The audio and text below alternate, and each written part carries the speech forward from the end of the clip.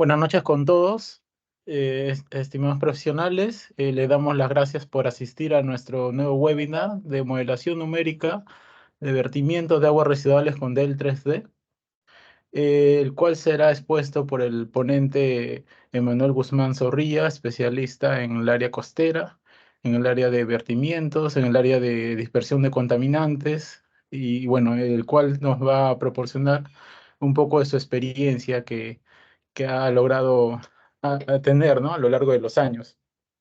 Les comento un poquito del ingeniero. El ingeniero es ingeniero mecánico de fluidos, es docente de varias universidades estatales como particulares, es, eh, es también magíster en la maestría de hidráulica computacional con mención en dinámica de fluidos, ¿no? De la Universidad Nacional de Mayor de San Marco. Bueno, sin más, darle la presentación y las gracias al ingeniero, ¿no? Ingeniero Emanuel Guzmán, si nos confirma si puede hablar. Hola Fernando, buenas noches, ¿me escuchan? Sí. Ingeniero, buenas noches, Perfecto. ¿se escucha? Buenas noches, perfecto, muy bien. Gracias, a ver, déjenme compartir un momentito mi pantalla. A ver. Ok. ¿Me confirman si pueden ver mi presentación? Se ve correctamente. ¿Sí? Sí. Perfecto, perfecto, muy bien, muy bien. Muy bien, muchas gracias, buenas noches con todos, a los organizadores del webinar, al público presente. Bueno, en esta vez, bueno, ya por segunda vez invitado por Hidroyacu, para presentarles este tema en el cual venimos trabajando ya desde hace un tiempo, ¿no? Que está relacionado a la modelación numérica de vertimientos, ¿no? En el ámbito marino principalmente, ¿no? En las zonas de puertos, bahías, ¿no? Principalmente en esa zona de estudio, ¿no? Bueno, también en lagos, ¿no? Alguna vez hemos tenido la oportunidad de participar en proyectos en lagos, ¿no? Y bueno, el día de hoy, como les comento, esta charla está relacionada a la dispersión de vertimientos. Utilizando esta herramienta, ¿no? Este modelo, el modelo del 3D, ¿no? Que también sirve para hacer algunos otros estudios como estudios morfológicos de dinámica litoral, transporte de sedimentos, ¿no? En este caso vamos a estar viendo la parte un poco más ambiental, ¿no? Un poco la experiencia que tengo, ¿no? Con tal como mencionó Fernando, soy ingeniero mecánico de fluidos, tengo una maestría en ingeniería hidráulica y experiencia profesional, básicamente en la dirección de hidrografía, bueno, y ahora hago consultorías ambientales en todo lo que está relacionado al ámbito de la modelación numérica, ¿no? Tanto de dispersión de sustancias, ¿no? Tanto en campo cercano, en campo lejano, y así como estudios de dinámica del litoral, ¿no? Tengo experiencia en docencia y mi línea de investigación principalmente es la hidráulica marítima, la oceanografía, la dinámica del litoral y el transporte segmento, ¿no? Bueno, ahí están mi correo electrónico si es que gustan algunas consultas, ¿no? Bueno, como les comenté, básicamente vamos a estar realizando pues una presentación relacionada a las zonas costeras, ¿no? Básicamente el límite entre lo que es la parte marina y la parte terrestre, y ahí nosotros podemos identificar que en las zonas costeras son bastante usadas, ¿no? Por la población, ¿no?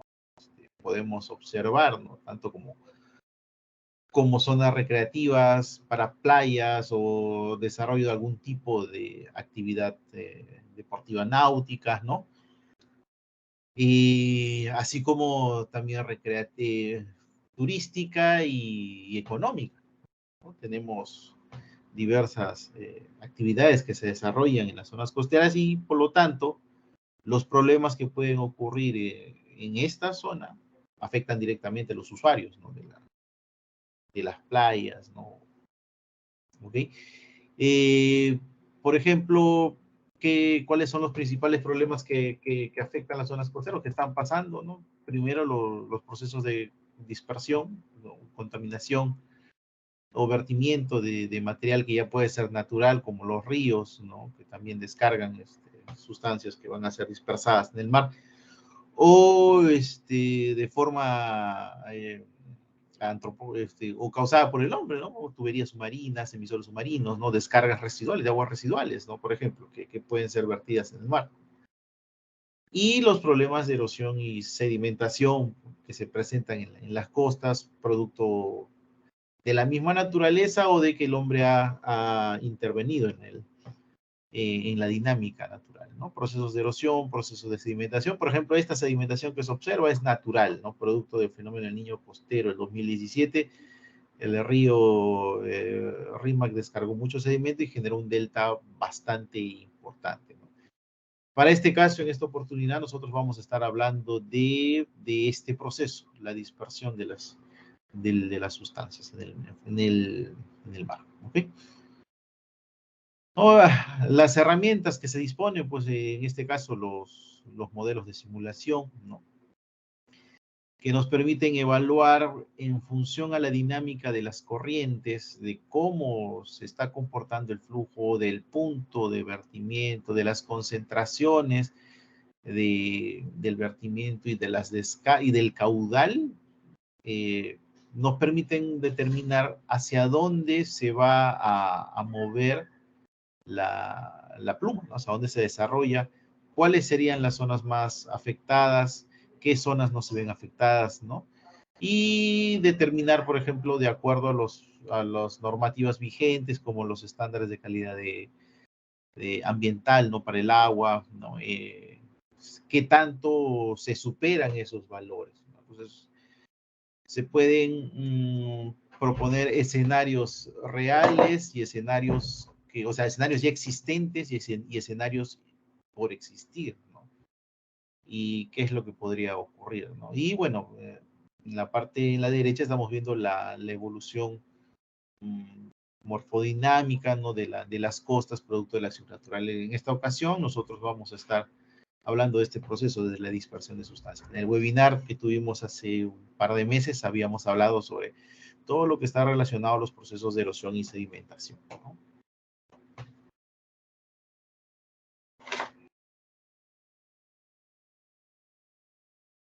Ok, entonces, ¿no?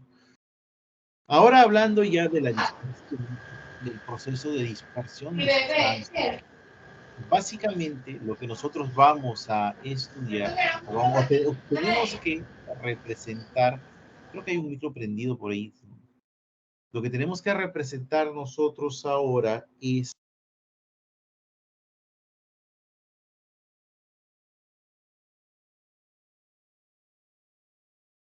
Primero se le apagó el micro.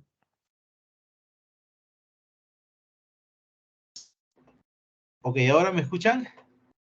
Sí, y ahora sí. Ya, perfecto. Entonces, bueno, vamos a ver el proceso de dispersión de sustancias, ¿no?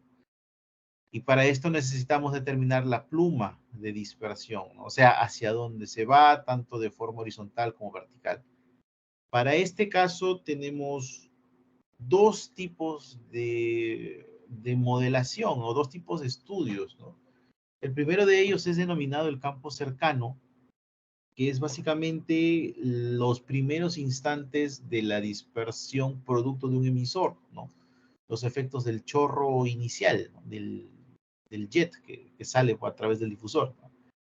Y una vez que acaba el proceso del chorro inicial, cómo se dispersa principalmente ya por la dinámica marina y hacia dónde se va, ¿no?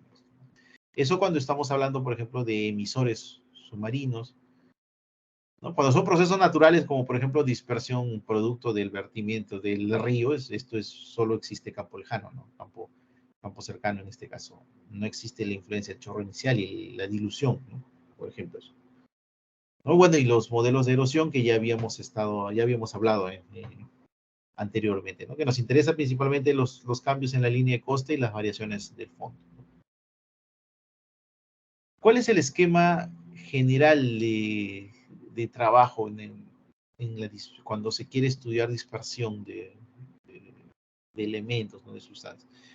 Bueno, básicamente se aplica a estudios ambientales donde existe una planta de tratamiento, que esta planta de tratamiento descarga hacia el mar a través de una tubería. Por lo tanto, van a existir dos zonas bastante definidas, ¿no? La primera de ellas es, como les comenté, el efecto del chorro inicial, ¿no?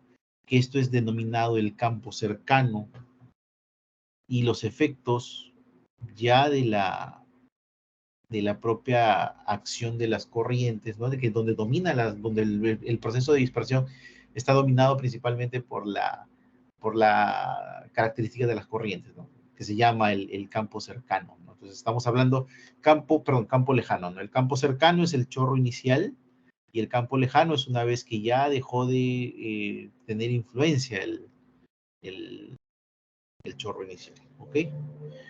Entonces podríamos describir nosotros lo siguiente, ¿no? Dispersión en campo cercano, toda esta zona, dispersión en campo cercano, donde los parámetros más importantes que me interesan acá, por ejemplo, es el ángulo de inclinación del emisor, por ejemplo, el diámetro del emisor, el caudal, ¿no? Donde todo está dominado por las características de él, y donde yo voy a calcular la dilución inicial. Yo voy a calcular acá la dilución inicial, y es donde se centra la normativa de la autoridad, por ejemplo, donde te dice, tú tienes que diseñar de tal manera que este emisor, ¿no?, produzca una dilución tal que la concentración que tú obtienes tiene que ser menor a la concentración de acuerdo al estándar de calidad ambiental, ¿no? En este caso para el agua, ¿no?, para el parámetro que vas a evaluar, ¿no? Y tú tienes que diseñar en función al parámetro ambiental que necesita la mayor dilución necesaria, ¿no?, para poder obtener este aspecto, ¿no? Y la dispersión en campo lejano, una vez que se perdió la influencia del chorro, ya se dispersa producto de las corrientes, ¿no?, de la intensidad. Acá ya importa, por ejemplo, cómo está la velocidad de flujo y los famosos coeficientes, ¿no? Coeficientes de dispersión, ¿no?, horizontales, verticales, por ejemplo. Y también, por supuesto, las concentraciones, ¿no? Las concentraciones que se presentan en el momento de la descarga, ¿no? Ambos están relacionados, ¿no? Lo que ocurre es que una vez que sale del campo cercano, las concentraciones que se pueden estar obteniendo en este punto deben ser ingresadas para obtener el campo lejano. Sin embargo, lo que se estila hacer para evaluar, por ejemplo, los escenarios más desfavorables, ¿no?, es cuando yo trabajo el campo lejano, olvidarme que existe el campo cercano, ¿no? Me olvido que existe el campo cercano. ¿Para qué? Para poder obtener las concentraciones más altas. O sea, tal cual saldría si es que no tuviésemos un difusor que lo atomice, ¿no? Que comience pues a ayudar a los procesos de dilución, ¿no? Y si en esos escenarios se llegan a cumplir, por ejemplo, que las concentraciones son menores a los establecidos por la concentración, o por lo establecido por la norma, entonces va bien, ¿no? Entonces estamos bien, ¿no? O pueden ser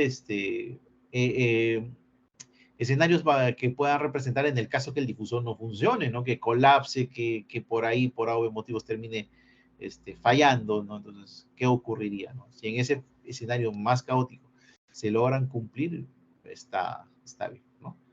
Entonces, para el campo cercano, existen los modelos que son bastante conocidos en el... por ejemplo, CoreMix es un modelo bastante conocido, ¿no?, que se utiliza mucho para la evaluación de estudios ambientales, ¿no? El Visual Plums, ¿no? Visual Plums también es un modelo libre, ¿no? El Visual Plums es un modelo libre. Es bastante interesante. Es un modelo bastante simple. Es libre, ¿no? Sirve para calcular también la dilución inicial, ¿no? Pero es limitado, tiene ciertas limitaciones, ¿no? A comparación de Cormix, que Cormix me permite hacer modelar una gama más alta de sustancias. El Visual Plums tiene ciertas limitaciones, ¿no? Y VisJet, que es una versión también comercial que se utiliza para este tipo de estudios, ¿no? Bueno, y VisJet, que está basado en los modelos JetLab, por ejemplo, ¿no? Bueno, y bueno, y otros modelos, ¿no? También los modelos de Mojit, ¿no? Como son los Mojit Jet, por ejemplo, que también me permite hacer este tipo de estudios, o lo que estudié en la Universidad de Cantabria, ¿no? Los MEPSA, ¿no? También se suele utilizar, ¿no? Sin embargo, digamos, el Visual Plums es el modelo libre, uno lo puede bajar y lo puede testear y hacer algunos experimentos bastante interesantes. En el campo lejano, se caracteriza también el campo lejano por ser modelos más complejos, ¿no? Que son modelos que uno tiene que, por ejemplo, desarrollar primero un campo de corrientes, o sea, solucionar un tema o en combinación las ecuaciones de conservación de la masa, de cantidad de movimiento, ¿no? Y si es que hay cambios importantes en temperatura salinidad, también incluirlas, ¿no? Y a partir de ahí se dan condiciones de simulación para poder utilizar los modelos advectivos difusivos, por ejemplo, ¿no? Para material conservativo, o modelos que tienen cierto grado de reacción, por ejemplo, como se puede incluir las tasas de decaimiento bacteriano, por ejemplo, ¿no? O algunas otras reacciones que se generan. Ejemplos de ellos, el modelo del 3D, el FDC, el ROMS, los modelos Mike, ¿no? Mike 21, ¿no? Hay una diversidad de modelos, ¿no? El FDC, perdón, el DELF 3D es comercial, el FDC y el ROMS son modelos libres, ¿no? Son modelos libres que se pueden utilizar y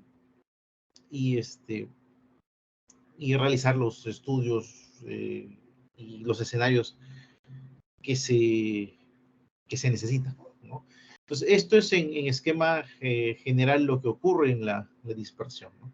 Nosotros, al trabajar con DELF, alguna oportunidad más adelante se podrá trabajar con modelos de campo cercano, pero nosotros con DELF básicamente vamos a estar hablando de este ámbito, ¿no? El campo lejano, ¿no? El campo lejano donde está gobernado el proceso de dispersión principalmente, o bueno, por las corrientes, ¿no? Por la dinámica litoral, ¿no? Perdón, la dinámica de corrientes, ¿no? Ok, perfecto. Pues todo modelo realista, o que intenta ser lo más realista posible, ¿no? Recordemos que el modelo no te va a dar la realidad al 100%, no, no te lo va a dar, ¿no? Es muy difícil, ¿no? Pues todo proceso de modelación comienza con un proceso de recolección de datos, ¿no? Hay que recolectar datos, hay que recolectar la historia, ¿no? O sea, si es que han habido mediciones anteriores, si es que han habido estudios anteriores de la zona, hay que recopilarlos para poder elaborar un modelo conceptual, ¿no? Y darnos una idea de cómo es que se comporta nuestra zona de estudio antes de modelarla, porque eso es lo que tenemos que representar, ¿no? ¿Qué ocurre en tales estaciones o en tales eventos, por ejemplo? A partir de ahí tenemos que hacer la elaboración del modelo base, o sea, generar las mallas, interpolar batimetrías, definir condiciones iniciales, condiciones de frontera, y bueno, y muchos otros aspectos, ¿no? La calibración del modelo es una parte bastante importante, ¿no? Es lo que lo que asegura en un primer momento que los resultados vayan acorde con lo que se ha observado. Y acá es importante, ¿no? La observación de cómo se observa, dónde se observa también, ¿no? Y cuánto tiempo voy a observar, ¿no? Entonces ahí es importante los procesos de calibración, regulación de parámetros, como por ejemplo las rugosidades, ¿no? Ya sea que aproximes con Manning o con Chessin o Culebrook, por ejemplo, y algunos otros parámetros, ¿no? Si cambias de esquema numérico, ¿no? Que está basado el, el programa, ¿no? Acordémonos que estos modelos solucionan ecuaciones diferenciales, ¿no? Y estas ecuaciones diferenciales no son solucionadas de forma analítica, no son solucionadas de forma numérica. Entonces, en el proceso de solución numérica existen muchos aspectos, hay mucha difusión numérica, hay errores de cálculo, hay muchas cosas. Entonces, ahí hay que tomar en cuenta, ¿no? ¿Ok?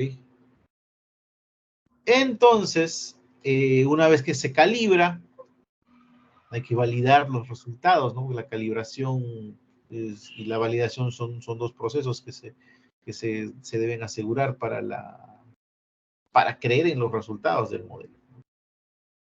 Y con eso se intenta representar un modelo realista. Como lo repito una vez más, el modelo necesita de datos, ¿no? Necesita de datos, ¿no? Y la calidad de los datos te puede asegurar un modelo lo más realista posible. Sin embargo, hay que tener en consideración algo, ¿no? Que el modelo, o sea, el modelo, si bien es cierto, es una calculadora, sí, una calculadora, digamos, a una escala más grande. Si uno agarra su calculadora, 2 más 2 es 4 y no hay más, ¿no? No hay más. Si tú me dices que 2 más 2 es 3, eso está mal, ¿no? Sin embargo, en el modelo, no necesariamente porque tú le pongas datos buenos, te pueden salir resultados buenos, ¿no? A veces no sale de acuerdo a lo que está en la red. O sea, es como decir que tú pones 2 más 2 en el modelo y puede que no te salga 4, puede que te salga 3.8, 3.9, ¿no? Algo así, ¿no? Eso es el modelo. El modelo es una simplificación de una realidad existente. Eso es, ¿no? Sin embargo, son herramientas bastante útiles para evaluar escenarios hipotéticos o escenarios que ya existen, ¿no? Pero ¿cómo está condicionado toda la dinámica? Bueno, nosotros sabemos, tenemos la zona costera, tenemos la costa, hay acción de las mareas, eso ustedes lo pueden ver, un día de playa que están disfrutando de su día de playa en verano, van a ver que en algunas veces el mar está más cerca tuyo, en otras veces está más lejos.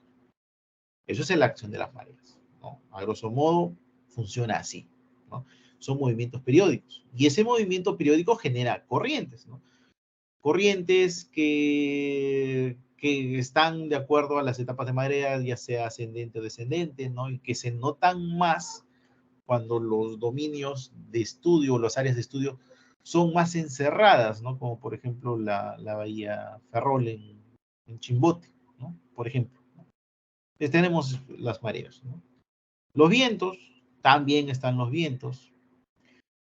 Básicamente los vientos se encargan de generar el movimiento de las capas superficiales, ¿no? Las capas superficiales en zonas muy poco profundas, influencia hasta el fondo, ¿no? Sin embargo, en zonas más profundas, ¿no? El movimiento es básicamente en la parte superficial. O sea, bueno, digamos, creo que influencia el viento en zonas muy profundas, por ejemplo, te puede influenciar hasta los 20 metros de profundidad.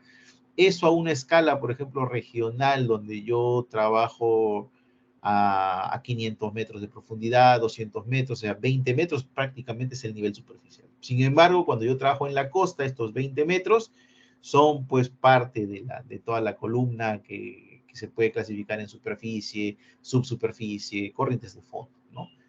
Estas dos, estas, estos dos agentes, tanto la marea como el viento, genera las condiciones hidrodinámicas, hacen que el agua, el agua comience a moverse.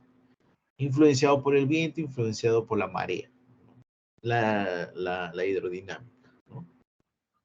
Entonces, sin embargo, va a ser suficiente el estudio solo con viento y marea si es que nos encontramos fuera de una zona importante donde las corrientes cambian en su patrón y ya no siguen o ya no están regidos por lo que pasa por el viento y por lo que el viento y la marea gobiernan. Y es una zona que está denominada o que está dominada por el efecto del oleaje, ¿no? Es una zona donde las corrientes son incluso más importantes en magnitud, o sea, son más fuertes en magnitud que las corrientes que se encuentran fuera de esta zona, ¿no? Y son las corrientes litorales, ¿no? Que tienen bastante relevancia, por ejemplo, dependiendo del tipo de zona de estudio. Si es más abierto a la playa, pues tendrá una zona más importante, ¿no? Por ejemplo, la Bahía de Miraflores, ¿no? Pero si son zonas muy protegidas, esta zona prácticamente no existe, como por ejemplo la Bahía de Callao, ¿no? En la punta o cerca a la desembocadura del río Rímac, y bueno, aunque ni tanto, porque ahí también se observa algunos efectos de estas corrientes litorales que les voy a mostrar ahora. Entonces, este tipo en esta zona, el oleaje juega un papel importante y se generan las corrientes que pueden ser denominadas corrientes de retorno, por ejemplo, corrientes litorales. Entonces, tenemos que saber dónde se desarrolla mi proceso de dispersión para saber qué voy a tomar, si solamente es importante marea, viento, o tengo que ponerle el oleaje. Si voy a simular, por ejemplo, un río que está descargando en esta zona, pues tengo que incluirle definitivamente el efecto del oleaje, porque si no, los resultados puede que no estén tan acordes, ¿no? Pero sin embargo, si yo voy a modelar una tubería submarina que se puede encontrar a los 20 o 30 metros de profundidad, por ejemplo, fuera de la zona de dinámica litoral producida por el oleaje, entonces puedo despreciar, ¿no? Ese efecto. Por ejemplo, ¿no? Lo que les comento en la Bahía del Callao, por ejemplo, en un momento estamos observando que la pluma comienza a desarrollarse la pluma, y tenemos un proceso de desarrollo bastante alejado de la costa, ¿no? Observamos, se aleja de la costa, muy poco se pega a la costa. Podríamos decir en ese caso que, bueno, que en ese entonces o en ese instante no ha habido mucha acción de las corrientes generadas por olas, y permite que salga de la zona de rompiente y se disperse, ¿no? Ya influenciado por viento y marea. Sin embargo, miren, en una época en la que el oleaje pudo estar intenso, miren la pluma cómo se desarrolla, ¿no? Se desarrolla principalmente pegada a la costa, ¿no? Se desarrolla pegada a la costa, ¿no?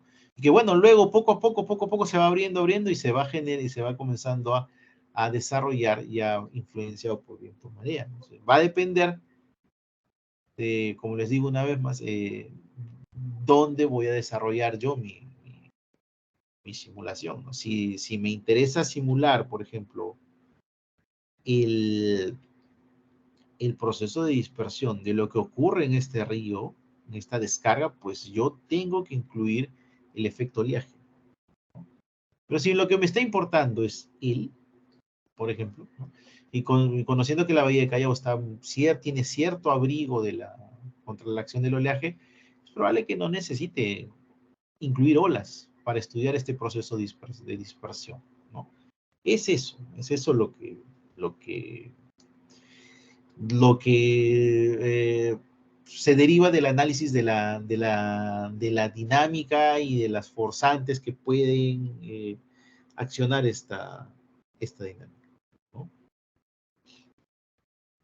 Bueno, acá un poco lo que les comentaba, ¿no? Si yo estoy fuera de la acción, alejado de costa, fuera de la acción del oleaje, pues acá básicamente, básicamente en esta zona, básicamente yo podría trabajarlo dominado con viento más marea, ¿no? Viento más marea. Podría trabajarlo tranquilo. Ahora, estando tan cerca un río, que el río aporta agua dulce, ¿no? Y con unas condiciones de temperatura diferentes también al mar, es muy posible que también necesite campos de temperatura y salinidad, ¿no? Entonces, es muy posible que yo la simulación no la pueda realizar solamente haciendo aproximaciones de lo que son los shallow water, ¿no? O sea, de ecuaciones integradas. Es posible que necesite hacer simulaciones tridimensionales, ¿no? Y comparar con lo que ocurre con un ASP, ¿no? Sin embargo, si es que lo que yo voy a estudiar por acá, en esta zona, está más pegado a la costa, que donde domina más el efecto del oleaje, es probable que con un estudio 2D pueda bastar. Dependiendo, como no es, lo que les digo no es nada absoluto, ¿no? Depende de también de la época del año que esté estudiando. Por ejemplo, si es invierno, el oleaje es más intenso, entonces las zonas de rompiente pueden ser más anchas. En verano el oleaje es menos intenso, ¿no? Hay menos altura de olas, ¿no? Pero sin embargo los periodos son más altos, entonces va a depender, ¿no? Lo que les digo, bueno, y como cuando se hacen estos tipos de análisis, nada es absoluto, ¿no? Puede cambiar dependiendo de a lo que se vaya a analizar, ¿no? ¿No? Y podemos observar acá también, ¿no? El esquema, ¿no? El dispersivo, ¿no? Cuando tenemos él, es básicamente acción viento-marea, y todo lo que está bien pegadito a la costa, que incluso está más oscuro, está dominado por el efecto oleaje. El oleaje choca, genera las, las corrientes litorales, ¿no? Tenemos bastantes ejemplos, ¿no? Las imágenes aéreas o de satélite dan un panorama bastante interesante del proceso dispersivo. Y de hecho es uno de los elementos que también se puede usar o se usa para poder validar un sistema de corrientes, ¿no? Porque finalmente esto responde hacia dónde se va la corriente, ¿no? Si yo tengo este proceso, pues claramente puedo decir que el flujo está yendo en esta dirección, ¿no? Podría yo inferirlo, ¿no? Entonces, si bien es cierto, cuando uno dispone de mediciones, pues dispone de punto por acá, ¿no? Las mediciones tampoco lo cubren todo, ¿no?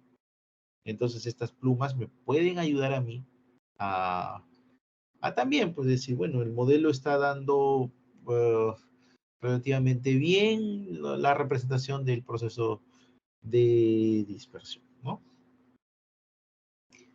¿Qué necesitamos, pues, para hacer este tipo de modelos del medio receptor? Básicamente, las características físicas, batimetría, es importante para desarrollar el modelo. Y bueno, y como les digo, y dependiendo de dónde se desarrolla, es posible que necesite datos de batimetría, sobre todo en la zona de rompientes, ¿no? Vientos, tanto in situ como de modelos globales, dependiendo qué tan grande sea el dominio que voy a utilizar. Mareas, también modelos globales y de mediciones in situ. La calidad de agua, parámetros de calidad como temperatura, salinidad, ¿no? Y todas las demás parámetros que están en el agua como coliformes, aceites, ¿no? DBO, entre otros parámetros.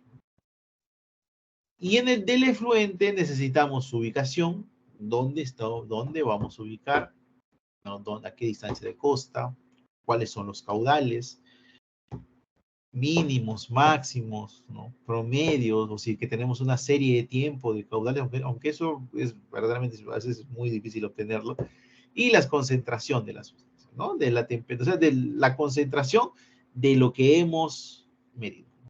Y estos parámetros de qué se va a modelar, qué se modela, va a depender mucho de la actividad que que se realice, ¿no? De la actividad industrial que se esté realizando y también de lo que nos diga pues los estándares de calidad, ¿no? Y tenemos que modelar, ¿no? Entonces, el punto de partida es la modelación de corrientes. Hay que tener un modelo de corrientes bastante calibrado, ¿no? Ese es el que me está asegurando que la pluma siga una dirección que realmente va a tener cuando se comience a modelar, ¿no? ¿Okay? Entonces, tenemos acá, por ejemplo, el diagrama de cómo se trabaja un modelito de corrientes. Partimos siempre por la recolección de los datos, generaciones de mallas, interpolaciones de batimetrías, ¿no? Para establecer pues las condiciones de simulación. Hay que definir condiciones de modelación, como por ejemplo condiciones iniciales, ¿no? Fronteras, ¿no? Forzantes, pasos de tiempo, tiempo de simulación, los coeficientes que son importantes para la calibración, ¿no? Turbulencia, si es que se le agrega turbulencia, ¿no? A partir de ahí se calibra, se valida el modelo, si va de acuerdo a las observaciones, pues bien, hemos encontrado el patrón hidrodinámico, pues si no, tenemos que volver a repetir los procesos, ¿no? Así, a grosso modo, ¿no?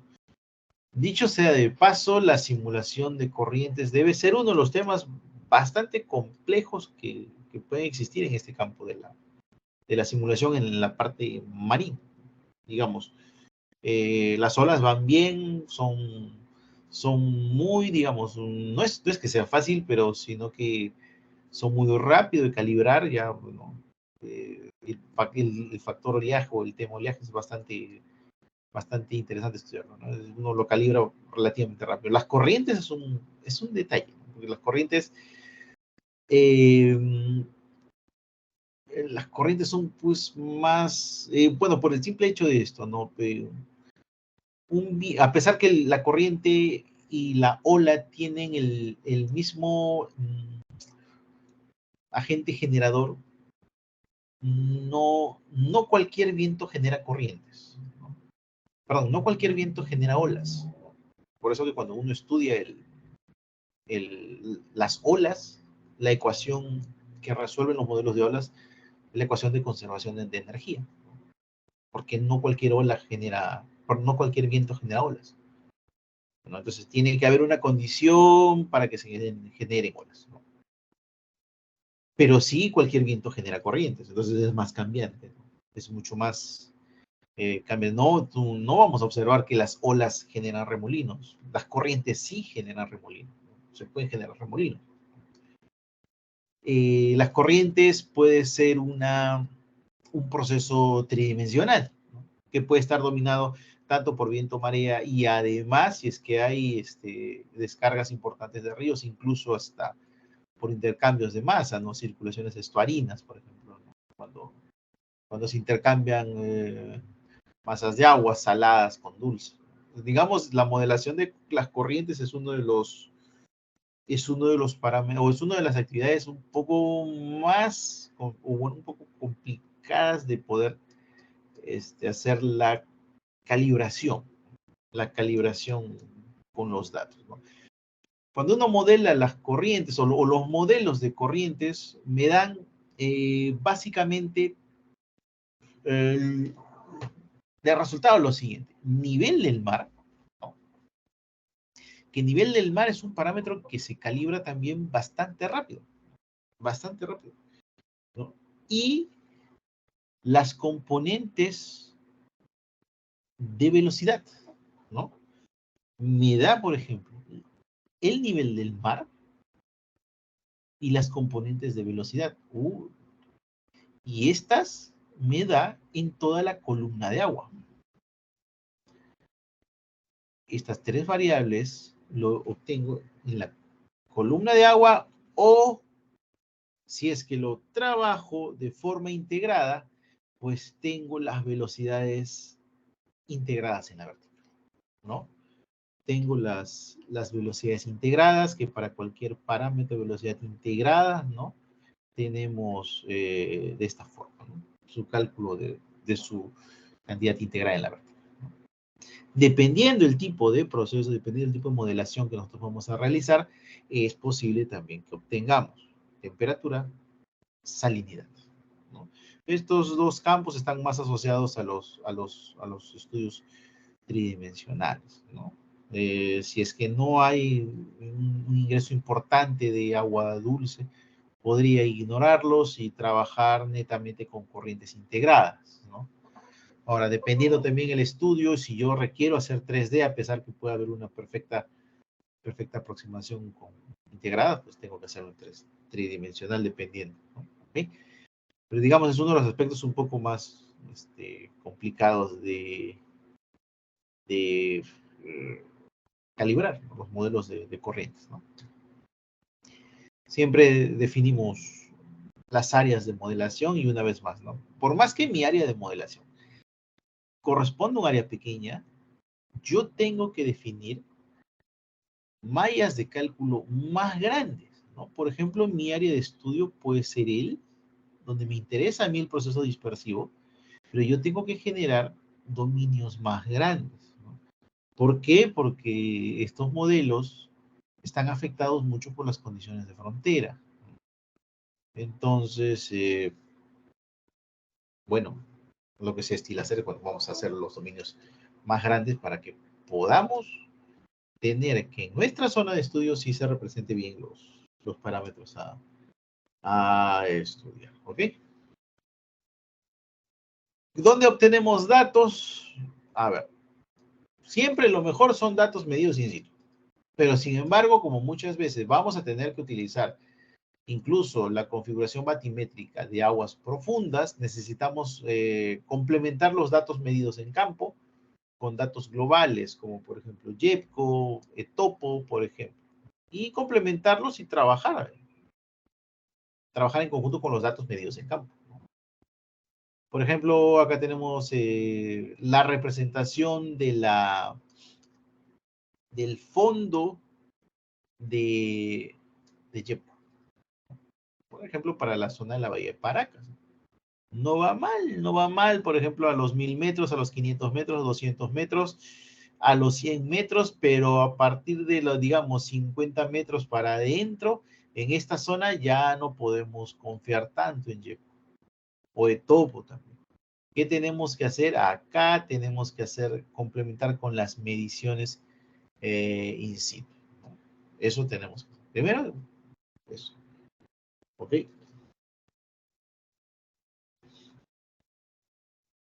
Entonces, otra de las forzantes son los vientos, ¿no? Los vientos que necesitamos sacarlo de una estación, lo medido siempre es lo mejor. Y las mareas, ¿no? Que podemos sacar también de estación o de modelos globales, ¿no? Modelos globales de mareas, ¿no? Para modelos de viento, ¿no? Pues existen varios modelos globales disponibles, ¿no? Como modelo de la base de datos de ERA5, por ejemplo. Sacamos datos de viento, ¿no? Hay que generar algunos scripts, ¿no? Que te permita pues sacar la serie de tiempo. Y estos datos tienen que ser calibrados con mediciones in situ, con estas mediciones que se realizan en campo para poder obtener las rosas, ¿no? Las rosas de viento. Esto principalmente me sirve para las condiciones de aguas profundas, ¿no? ¿Ok? Y ahí se obtiene pues la variabilidad, por ejemplo, en cada punto. Las mareas, por ejemplo, como sabemos, son movimientos periódicos del nivel del mar, ¿no? Movimientos de ascenso y descenso, ¿no? Y lo podemos obtener de modelos globales, ¿no?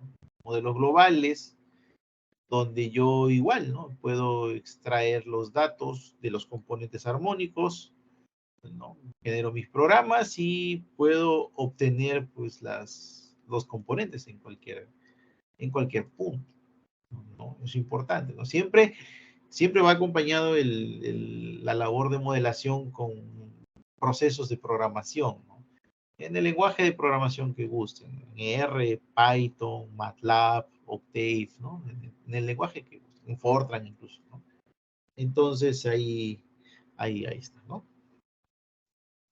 Los datos de ERA 5, que son de la base de datos globales, ¿no? Que también necesitan ser calibrados o validados estos datos, ¿no?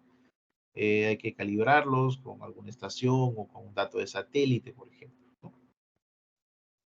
Y el modelo, el DELF, ¿no? Que son los modelos bueno, que básicamente uso para hacer los estudios, eh, eh, se caracteriza, pues, un modelo flexible, ¿no? Podemos utilizar mallas irregulares, mallas regulares, ¿no? Podemos estudiar diversos tipos de fenómenos de flujo, ¿no? Incluso se utiliza para la simulación de tsunamis, para la simulación en lagos, en ríos, ¿no? Es bastante, interesante por ejemplo, la aplicación a la dispersión, ¿no? Tenemos el flujo, como el flujo comienza a generar el proceso dispersivo y hacia dónde se dirige la pluma de sedimentos, ¿no? Y toda la base es la hidrodinámica. La hidrodinámica, las corrientes, ¿no? Es importante para poder determinar el proceso de dispersión, ¿no? En este caso, por ejemplo, es una zona abrigada, la corriente o la pluma se desarrolla muy pegado a la costa, está abrigado, por lo tanto podríamos llegar nosotros a la conclusión de que no se necesita utilizar el efecto oleaje, ¿no? Si fuese más abierto, si fuese, por ejemplo, más arriba, ¿no? Pues ahí probablemente sí necesitaríamos el efecto oleaje. La interfaz gráfica, el modelo es bastante manejable, ¿no? Bueno, es intuitivo el manejo, ¿no? Su esquema de funcionamiento es así, ¿no? Tenemos básicamente sus elementos generadores de mallas, de interpolación, ¿no? Y a partir de ahí, ya el módulo flow, que es el que vamos a estar viendo, importa la grilla, importa la batimetría, ¿no? genera, eh, generamos los escenarios, ¿no? Hasta obtener resultados, ¿no? Las generaciones de la batimetría, bueno, al costado o al lado derecho vemos la generación de la batimetría y la interpolación en la interfaz del modelo, pero esto usualmente no se presenta así en los estudios, ¿no? Hay que utilizar algunas herramientas GIS, ¿no? Para poder representarlo y ver en el mapa, ¿no? De tal manera que esto se presenta a la autoridad y, bueno, ya lo tienen en formato shape y todo, incluso todos los resultados. Las definiciones de las condiciones de borde, hay que definir las condiciones en el norte, en el sur, en el oeste, ¿no? Y esto es quizás uno de los procesos más tediosos que se presentan en el, en el proceso de moderación, ¿no?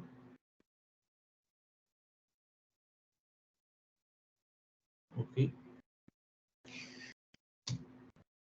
Y una vez que hacemos este proceso, pues obtenemos el campo de corrientes, ¿no? El campo de corrientes. Acá podemos observar la isla San Lorenzo como trabaja, reduciendo pues la dinámica litoral y haciendo pues el efecto oleaje sea muy bajo, ¿no? Si estuviéramos en la vía Miraflores, eso no ocurriría. Los parámetros de calibración que debemos tener en cuenta, bueno, siempre, ¿no? Los factores de rugosidad, por ejemplo, los factores de arrastre del viento, ¿no? El viento comienza a soplar y genera esfuerzos de corte. Este esfuerzo de corte a mí me va a permitir calibrar los resultados de las componentes U y V principalmente, ¿no? W siempre son velocidades bastante pequeñas en comparación a las horizontales. Y el fondo para poder calibrar, por ejemplo, si es que existen estos tipos de flujos o en su defecto, ¿no? Flujos que pueden invertirse. ¿Ok? ¿no? Y bueno, siempre acompañado con la validación, ¿no? Acá, por ejemplo, se observa claramente que no existe una representatividad 100% del modelo, ¿no? Sin embargo, representa los aspectos más importantes. En términos de nivel, la correlación es muy alta, ¿no? 0.96 de correlación en nivel, ¿no? En términos de corrientes, de magnitud, dirección, la cosa cambia. Sin embargo, como les digo, lo importante es que se representen los aspectos predominantes, ¿no? Los aspectos predominantes del modelo, tanto en superficie, tanto en fondo, ¿no? Eso es. El modelo no te va a dar nunca pues una aproximación al 100%, es muy difícil. Y a partir de ahí se estiman, por ejemplo, la dispersión, ¿no? De las diferentes sustancias que se vayan a evaluar, ¿no? Y se determina, entre otros detalles, la concentración de la sustancia, por ejemplo, el escenario donde impacta en costa, con cuánto de concentración impacta en costa, si esta concentración menor a la concentración de los ECA, y la distancia de desarrollo, ¿no? La longitud de la pluma, por ejemplo, ¿no? ¿Ok? Eso. Y bueno, las definiciones de las condiciones de borde, que es un aspecto que condiciona prácticamente la simulación. Quizás debe ser uno de los aspectos más difíciles de hacer en este tipo de modelos, ¿no? ¿No? Los casos de aplicación, por ejemplo, ¿no? Condiciones simuladas, ¿no? De viento, marea, ¿no? Y la representación de las plumas, ¿no? Hacia dónde se va, ¿no? Influenciado por las corrientes, ¿no? Cuándo es el momento más crítico, cuándo se va hacia el sur, cuándo podría ir hacia el norte, ¿no? Y bueno, eso es básicamente, creo que, no, y bueno, y cuando se hacen representaciones tridimensionales, ¿no? Podemos observar si es que la descarga, qué tanto se pega a costa, qué tanto va a ascender a la superficie, ¿no? Si llega a alcanzar, por ejemplo, la superficie o se desarrolla solo en los niveles subsuperficiales, por ejemplo, ¿no? Son modelos son modelos realizados de forma tridimensional, ¿no? Y creo que, sí, esto es todo, ¿no? Muchas gracias, eso es todo por hoy. No sé si hay alguna consulta, Fernando, estoy dispuesto o presto a poder contestar. ¿Ok?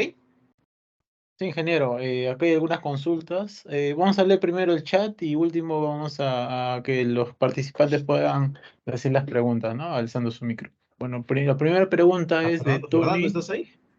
Sí, ¿me escucha? ¿Me escucha? ¿Aló, aló? Sí, Ingeniero, ya ¿nos te escucho. escucha? Ah, ya. Sí, sí, ahora sí te escucho.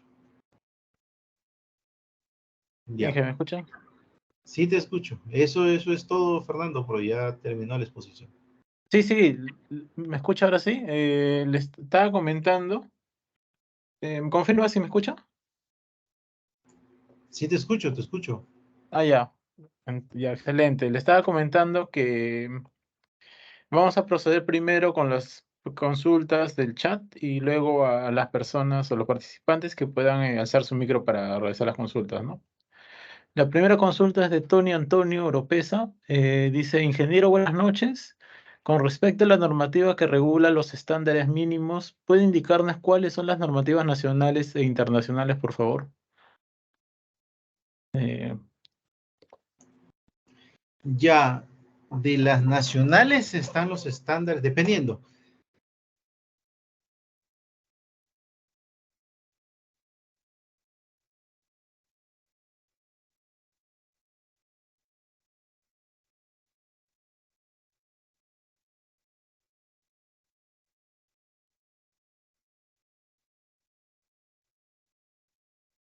Fernando, ¿estás ahí?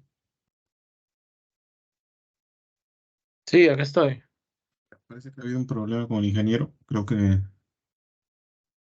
Ah, ya, a será... ver.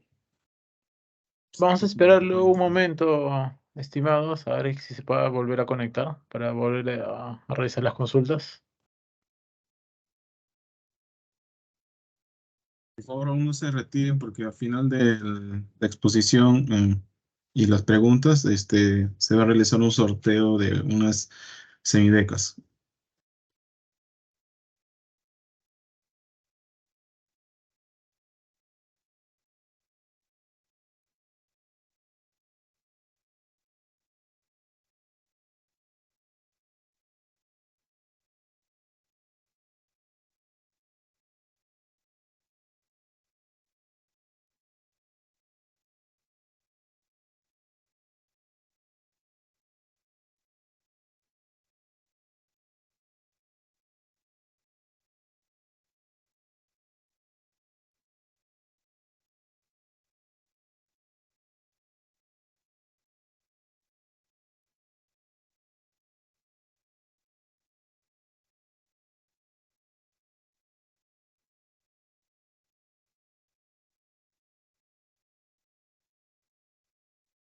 Compañeros, nos espera un momento, por favor. Al parecer el ingeniero tiene un problema con su red. Un momento se va a conectar.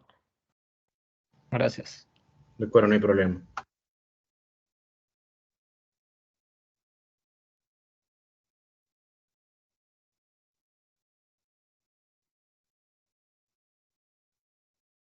Pedimos que se mantengan en línea, como les indiqué, al final de las preguntas se va a ¿Aló, me poder realizar escuchan? una... Sí, ingeniero. Ya. Bueno, tuve un problema de internet. Estoy conectado a mi celular. Espero que me escuchen. Sí, sí, se le escucha. Vamos a proceder con las consultas. Y bueno, ya le hemos dicho una consulta de las normas nacionales e internacionales que se tienen, ¿no? Justo no iba a responder eso.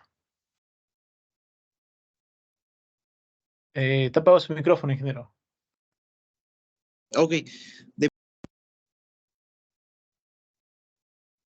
Las nacionales va a depender de dónde lo estudio, dónde voy a analizar. Si es que lo hago en el punto de vertimiento, ¿no? Entonces aplico los límites máximos permisibles, ¿no? Pero si estudio la afectación al medio en los alrededores, aplico los estándares de calidad ambiental para este caso del agua, ¿no? Eso es en la normativa peruana. ¿No?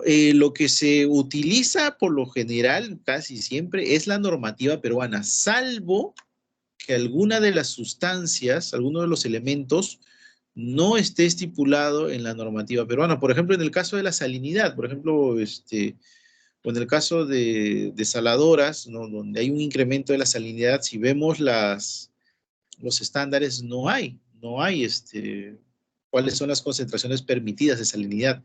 En ese caso uno se apoya de las normas canadienses, por ejemplo, ¿no? Que te está sugiriendo que debe haber un incremento en el orden del 4%, ¿no? De las salinidades, ¿no? Eso es el caso, ¿no? ¿Ok? Bueno, muchas gracias. Ya está contestada la pregunta, Tony.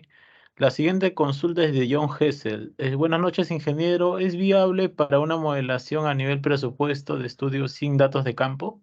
Es decir, sin salida de campo, todo descargado de Internet, si es que estuviese disponible. No, no, no, no es posible.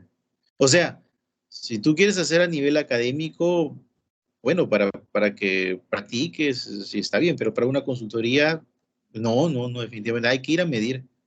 Hay que ir a medir porque esos datos que los bajas de internet puede que no correspondan propiamente a tu zona de estudio o si corresponden a la zona de estudio, dependiendo de cuánto tiempo tenga de antigüedad. No, no, lo recomendable siempre es de ir al campo, medir todo lo que tengas que medir para hacer el modelo. ¿Ok? Excelente, ingeniero. La siguiente consulta es, ingeniero, ¿de dónde puedo obtener los datos de alturas de olas, ¿no? Hay varias bases de datos, ¿no? Uno es Ciro, ¿no? Que ahora se está usando mucho los modelos de los datos de Ciro. Los datos de la NOAA, ¿no? También, pero la NOAA se ha quedado hasta el año 2000, o sea, su reanálisis está de 79 al 2010 y a partir de ahí tú lo puedes ir complementando, ¿no? Con algunas actualizaciones que se han hecho, pero tiene hasta el 2015, ¿no? Tienes los modelos de ERA 5, la base de datos ERA 5 también, que son modelos libres, ¿no? Y bueno, hay bases de datos que son pagadas, ¿no? Como los de la Universidad de Cantabria, los datos Go, por ejemplo, ¿no? O si quieres obtener datos más de tu zona de estudio, los datos GROW, que son de la misma de Cantabria, ¿no? Esos son las fuentes de datos, ¿no? O puedes usar datos de satélite también, pero los datos de satélite, el detalle está que no tienen dirección, tienen solo altura y periodo, ¿no? ¿Ok? Excelente. A ver, otra consulta es, ingeniero, buenas noches. Agradezco que nos comparta su excelente ponencia. Quisiera consultar, para determinar las variables del efluente se requiere estimar dichos valores a través de una muestra de efluente y en consecuencia, ¿cuáles son los criterios para determinar la muestra de un efluente? Los criterios para determinar, no La entendí. muestra de un efluente. Supongo que te estás refiriendo a la concentración. Julio, de repente si estás en línea, podrías levantar tu micrófono y comentarnos. Sí, claro. Buenas noches, ingeniero. Bueno, Hola. primero agradecer nuevamente. Y sí, mi consulta iba por como mencionó que el efluente también era una característica que debíamos tomar en cuenta, ¿no? Aparte de las características del mar. O sea, esos valores que había mencionado de lo que era concentración, caudal, y otros, esto se debía hacer a través de una muestra y en ese sentido, ¿cuáles son los criterios para determinar la muestra de un efluente, ¿no? Esa era mi pregunta. No sé si lo pude aclarar con esto. Sí, hay que hacer muestreos, no hay que muestrear, se toman muestras de agua, se lleva al laboratorio y en laboratorio se determina las técnicas específicas de cómo se determina eso, si no lo sé, pero en laboratorio es donde determinan cuáles son las concentraciones, por ejemplo, de coliformes, de metales, de nutrientes, ¿no? Que tiene el emisor, ¿no? Lo ideal es hacer monitoreos constantes, ¿no? Y sobre todo cuando se presenten caudales máximos de descarga, donde se descarga más cantidad de sustancias, por ejemplo, ¿no? Pero sí, esos datos se tienen que monitorear y es un dato esencial de ingreso, ¿no? Usualmente cuando te dan los reportes, te pueden dar reportes mensuales, ¿no? En el mes tanto, se obtuvo tanto, tanto. Entonces tú vas armando una serie temporal y ahí evalúas cuál es la concentración que te puede dar el peor escenario. Usualmente se toman las concentraciones máximas, ¿no? Lo máximo registrado, ¿no? ¿Ok? Muchas gracias. Bueno, ingeniero, vamos a proseguir. Buenas noches. ¿Es aplicable modelar la dispersión de contaminantes con este software? O sea, se refiere al DELF en ríos. Sí, también se puede aplicar. Cuando hablamos de DELF, por ejemplo, tiene dos formas de modelar la dispersión, ¿no? Utilizas el módulo Flow, que sirve para modelar sustancias conservativas. Puedes por ahí hasta llegar a modelar algo de coliformes porque le puedes incluir el tiempo de decaimiento bacteriano, por ejemplo, ¿no? Donde tú le das el T90, por ejemplo, ¿no? En cuánto tiempo desaparece el 90% de la concentración de las bacterias, por ejemplo, ¿no? O puedes utilizar el módulo de calidad de agua, ¿no? Dependiendo de lo que vayas a modelar, ¿no? Si es que te están pidiendo, por ejemplo, modelar nutrientes, oxígeno, ¿no? Nitrógeno, por ejemplo, ¿no? Entonces ahí puedes utilizar. El modelo de ELF también es aplicable a ríos, también se utiliza para estudiar la hidrodinámica de los ríos y sí podrías utilizarlo en el estudio de la dispersión en ríos también. Gracias, ingeniero. Otra consulta, bueno, esto es para nosotros, creo. ¿Algún curso para modelamiento en ríos? Bueno, vamos a lanzar este curso de modelación de vertimiento de aguas residuales con Delta 3D, que más adelante les voy a comentar un poquito más. Otra consulta es, ¿qué ecuaciones usa la hidrodinámica de dispersión? ¿Usa coeficientes de dispersión dinámica longitudinal y transversal? Sí, sí, sí, sí. De las ecuaciones que utiliza el modelo de dispersión está ligado a un modelo de corrientes primero, ¿no? Entonces, ecuaciones de conservación de la masa, conservación de la cantidad de movimiento, conservación de los escalares para determinar la hidrodinámica. Y el modelo en sí, su base de modelo de dispersión, su base es la ecuación advección-difusión, ¿no? Y básicamente en los procesos difusivos es donde entran los coeficientes. los coeficientes de dispersión a lo largo de la costa, transversal a la costa, y dependiendo el tipo de modelo, si haces modelo tridimensional, también los coeficientes verticales, ¿no? Que te van a poder, que te permiten representar, por ejemplo, procesos como la circulación estuarina. Ahora, estos coeficientes, no hay una forma que te diga, una formulita que te diga, esta es la fórmula que existe, ¿no? Para poder determinar su valor. Existen aproximaciones, ¿no? Hay aproximaciones de DHI, por ejemplo, que te permite a ti estimar un rango de validez de los coeficientes. Los coeficientes de dispersión te condicionan la pluma de manera muy importante, ¿no? Un coeficiente te puede dar una pluma muy larga, como que otro coeficiente te puede dar una pluma muy corta, ¿no? Entonces hay rangos, ¿no? Las formulaciones de DHI, por ejemplo, las formulaciones que utilizan, por ejemplo, modelos tipo POM, ¿no? Como las viscosidades, pues la difusividad de Smagorinsky, por ejemplo, ¿no? Que están en función de las mismas corrientes, ¿no? En función de la variabilidad de las corrientes y en función de unos parámetros que también son de calibración, ¿no? Pero sí, digamos, estos coeficientes son punto vital para la definición de la simulación, de la forma de la pluma y de cómo se desarrolla la pluma, ¿no? Si tú ves unas plumas que se desarrollan muy anchas o muy gordas, por ejemplo, va a depender el tipo de coeficiente, ¿no? Usualmente hay que usar el coeficiente que me da el peor escenario, ¿ok? Excelente, ingeniero. Otra consulta, ¿se puede aplicar en Lagos este software? Creo que le había comentado que sí, ¿no? Se puede aplicar Sí, este. puede aplicar en lagos también. Claro, ¿dónde puedes cargar el software? Le comento un poquito, ingeniero, por favor. El software tú lo puedes descargar de la página web de Deltares. El software es libre. O sea, hay dos versiones, la versión libre y la versión comercial. La versión libre tú bajas el código y tienes que compilar el código. Y luego una vez que tú compilas el código, tienes que enlazarlo con el GUI, ¿no? Con la versión de la interfaz gráfica, ¿no?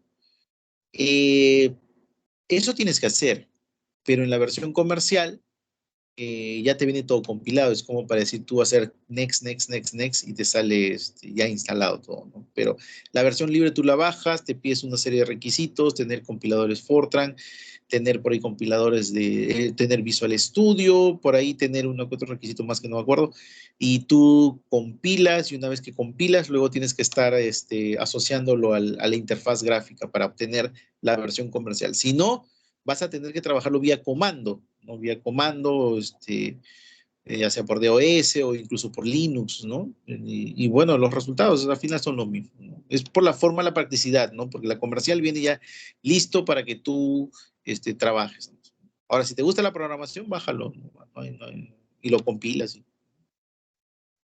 ¿sí? Claro, claro, ingeniero. Les comentamos un poco, hace ya un par de meses habíamos lanzado otro curso con el Delphi, donde estábamos proporcionando, ¿no? El Delphi ya compilado para poder utilizarlo, ¿no? Como dice el ingeniero, es de manera libre, pero si uno realiza pues algunas compilaciones, ¿no? Ya con dichos software que ha comentado el ingeniero. Otra consulta es, ¿el modelo Delphi 3D se puede utilizar para glaciares? ¿Para qué? No escuché lo último. Glaciares. No es su ámbito de estudio. Ahí no. Ajá, bueno.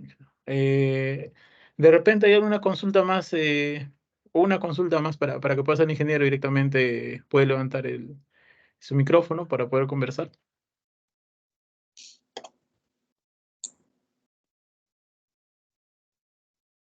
Sí, adelante, Heiner Cervera. Buenas noches, ingeniero. Hola. Una preguntita. ¿Este modelo puede modelar metales pesados? En el módulo Flow, lo que va a hacer, lo va a tratar como sustancias conservativas, ¿no? Ahora, si tú utilizas el modelo o su módulo que es propiamente para hacer calidad de agua, el módulo WAC, tú le ingresas la característica de la sustancia, ¿no?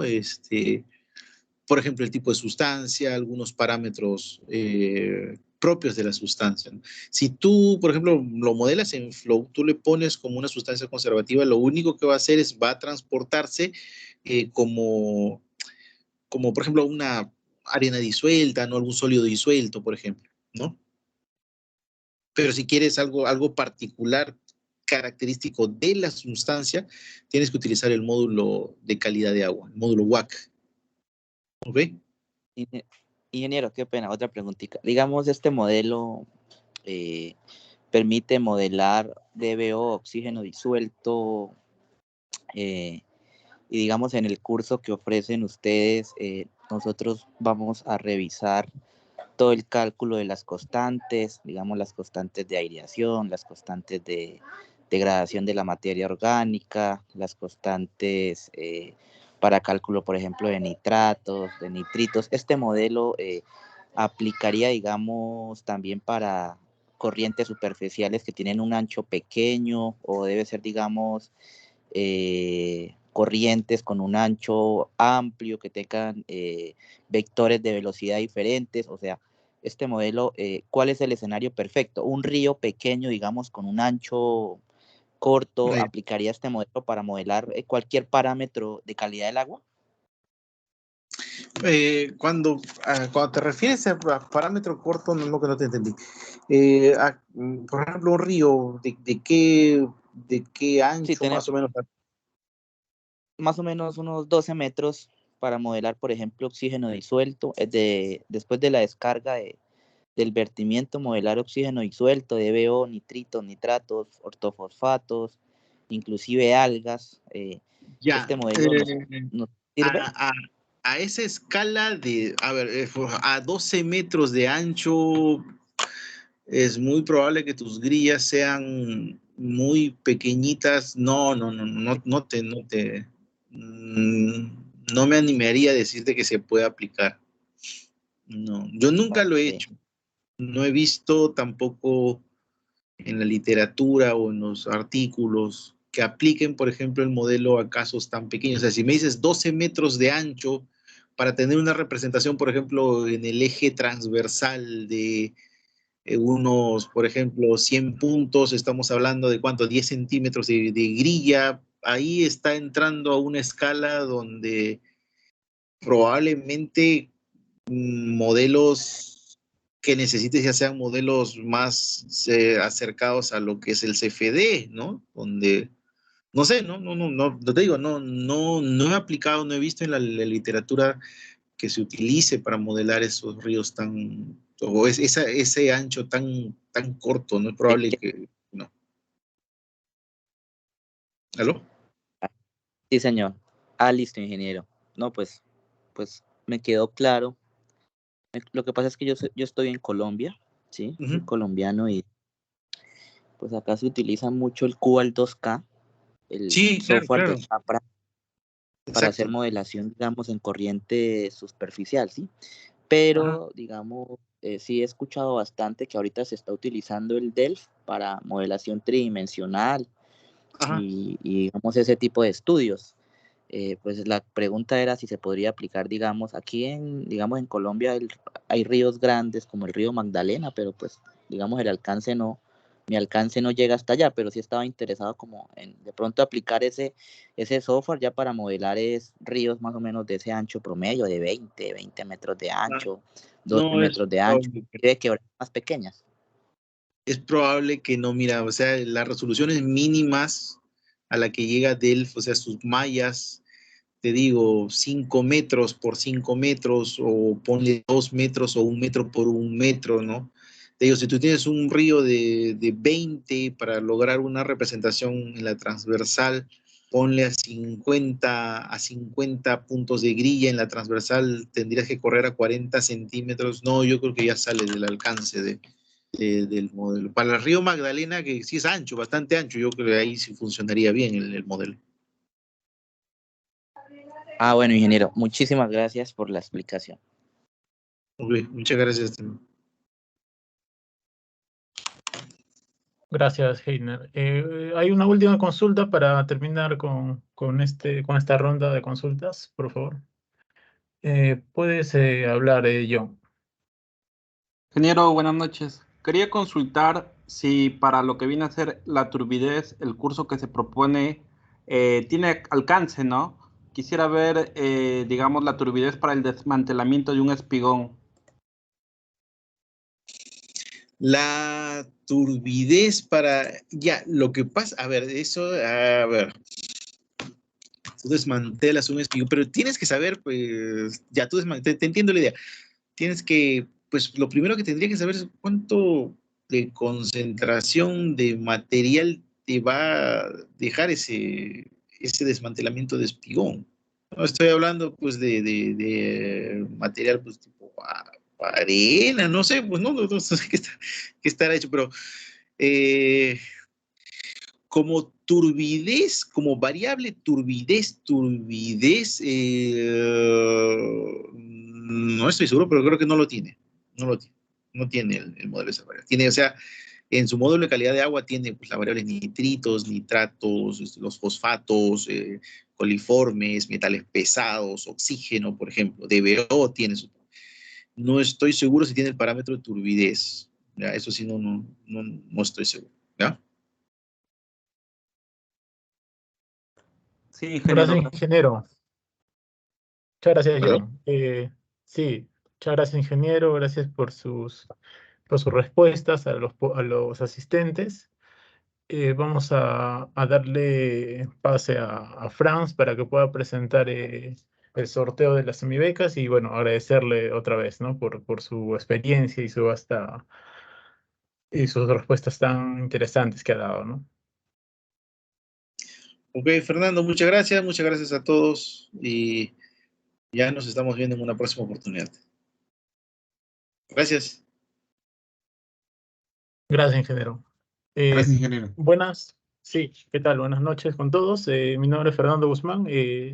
Como hace rato estábamos comentando, lo vamos a sortear semibecas, pero primero, antes de todo, pues presentarle el curso, ¿no? Que es el curso de modelación numérica de vertimiento de aguas residuales con DEL 3D, ¿no? Que donde vamos a conocer un poco más de este tipo de trabajos que se realizan en la actualidad para hacer vertidos de algunas sustancias, ¿no? Ya sean industriales, ya sean de salinidad, de salmueras, de repente, que hay algunos tipos de vertidos que existen en la actualidad. Y bueno, donde el ingeniero va a enseñar cómo configurar este tipo de trabajo, va a enseñar y va a mostrar también las normativas también que actualmente se presentan, ¿no? Para este tipo de trabajos en las autoridades como es el ANA, en este caso, en Perú, y que probablemente también sean parecidas, ¿no? A nivel internacional, que es, por ejemplo, el amigo colombiano que comentó su experiencia también, o bueno, etcétera, ¿no? Entonces, le presentamos el curso de online de modelación numérica de vertimiento de aguas residuales con el ingeniero Emanuel Guzmán Zorrilla. El inicio es el 25 de julio. Cualquier consulta nos hace llegar al chat. Tenemos un grupo privado, ¿no? Del curso o el webinar donde vamos a poder ofrecerles, pueden consultar sobre el brochure, que ya lo estamos por terminar y cualquier consulta pueden decir, ¿no? Entonces, vamos a proseguir con los sorteos, con las personas asistentes. Por favor, Fran. Sí.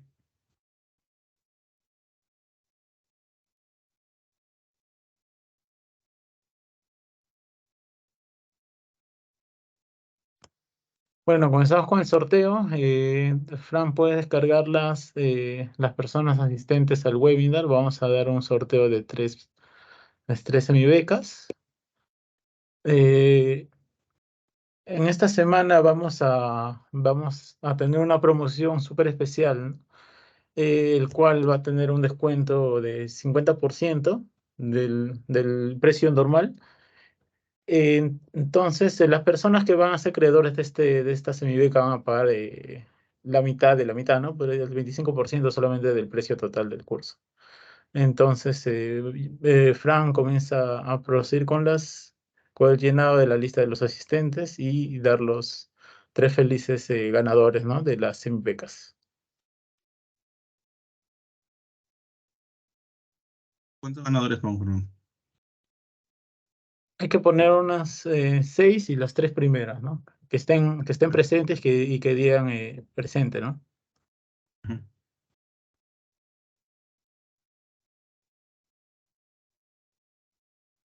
Van a ser los 3 primeros y si no se encuentra alguno de los ganadores, va a proseguir con las siguientes personas, ¿no? Comenzamos en 5, 4, 3, 2, 1. Felicitaciones a los ganadores. Es Jorge Jorge Rodríguez, Rodríguez, José José Sosa y Sosa. Lady. Si nos comentan, si están en línea, pueden decir presente, por favor, o levantar la mano.